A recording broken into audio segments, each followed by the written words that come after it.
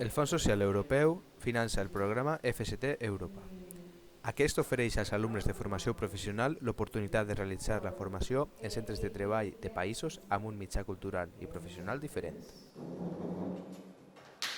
Desde 2017 estamos trabajando en el proyecto Erasmus y en concreto este año vamos a realizar diversas movilidades.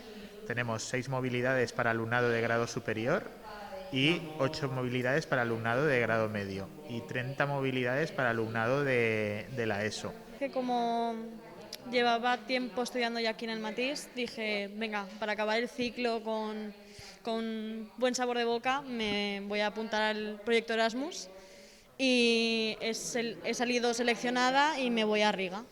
Los alumnos que han solicitado participar en el proyecto Erasmus y van a realizar las movilidades durante todos los meses previos a la movilidad participan en un curso de inglés. Es un curso eminentemente oral para reforzar sus conocimientos de inglés oral y estar así más preparados cuando lleguen al destino. My job is to help students improve their speaking skills, speaking abilities, and also to teach them a bit about my culture.